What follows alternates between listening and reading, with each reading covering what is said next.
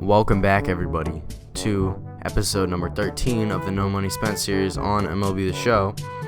We're going to knock out these Amir Garrett moments. If you don't know, there was pretty recently, there was an MLB The Show 20 tournament, and they had 4 MLB players compete. The players were Trevor May, Hunter Pence, Amir Garrett, and Blake Snell. So it was really awesome to see it. If you weren't watching on Twitch, you were definitely missing out. But this one, we have to take Hunter Pence's team and beat Blake Snell's team. This one was super simple. It was a 3-inning game, so it was kind of long. But in general, it was a pretty easy moment to do. So it was the first one. I didn't even really talk about it. It was that short. But this next one just takes a minute. Blake Snell just got to pitch 4 innings, get the allotted amount of strikeouts. So we ended up doing that pretty simply, as you can see here. We get a ground out to Lindor, but we end up getting that one done, and then there's only one more. We have to pitch 2 innings with Amir Garrett, strike out 3 batters, and give up 1 run. Now, Amir Garrett is actually probably the best one that could have won. Maybe Trevor May. Trevor May would have been nice, too. But Amir Garrett, he's a lefty reliever. There's not a lot of lefty relievers in this game. Unfortunately, he does not have a curveball or a changeup, which makes him a little bit difficult to use, and of course a sinker. He doesn't have that either. But it seems like almost no lefties in this game, have a curveball for whatever reason, especially in relief. So Miguel Cabrera, we're back in Showdown, and Miguel Cabrera ends up winning. So the reason that I always play Showdown, and then I pretty much play Showdown every episode, is because it is so good for no money spent players.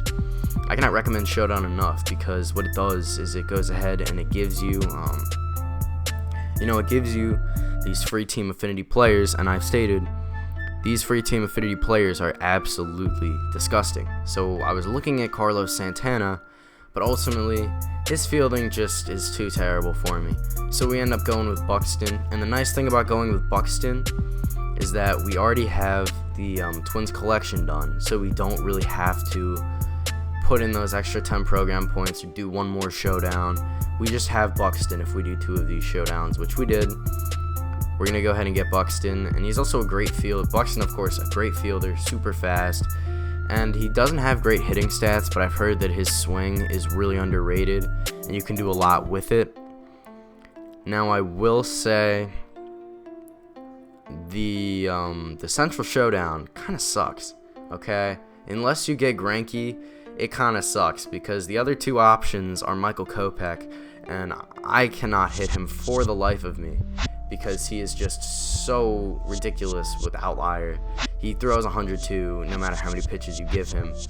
So it's just Kopech is terrible, but Greinke is pretty simple, so I like getting Greinke. And Matthew Boyd's a lefty, which just means you have to load up on guys with lefties and take a little bit of a risk during the draft. So because we put Buxton in, I ended up selling Duke Snider, because I'm going to be honest, man, he really was not what he was last year for me. So we got this Unlockables pack, I believe, from the XP reward path. I could be wrong, but we just had that sitting. We got this silver pack from Showdown. We ended up getting Quintana. We got these 3 Team Affinity packs. We ended up getting Tyone out of the first one.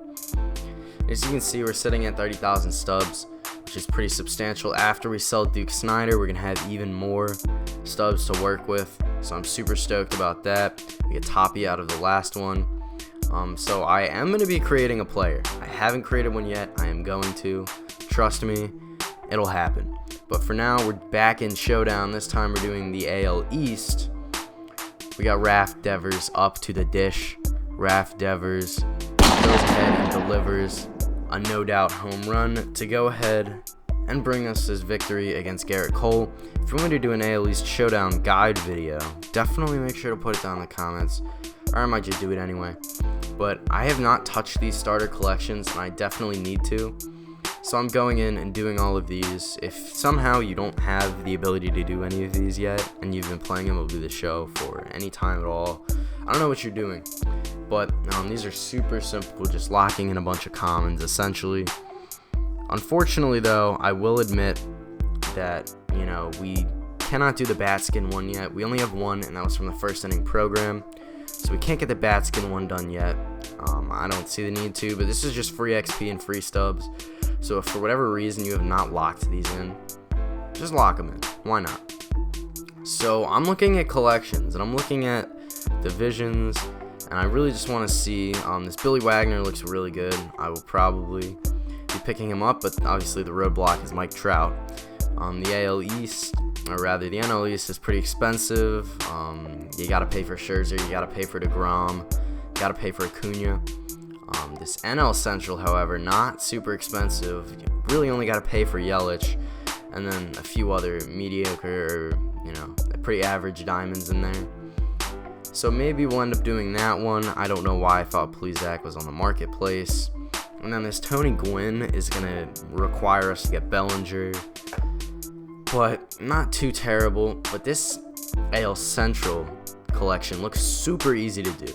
So I'm just going to go ahead and put in orders for all the White Sox. Get that one done at least. I'll probably have all the other ones done by the next video. I just put in orders for this one. And the only real expensive diamond in this collection is Lindor. He costs about 45K. But luckily, if you check our stub count, we definitely have Lindor type of money. Fortunately, Chester Clubthert was about 3,000 stubs. So that's the one thing I will say. These collections get very expensive if you're not careful. Because, if you're out here buying every single one of these for the buy now price, it will get expensive. But for these collections that don't have diamonds, the bronzes are more expensive, the silvers are more expensive, the golds are more expensive. So just because a collection doesn't have a diamond doesn't mean it isn't cheap. I think this one ended up costing us a solid amount. Now it's still about 5 or 10K cheaper, but I'm sorry about no game today. I really am. I don't have a game in today's episode. Thank you guys so much for watching this shorter episode.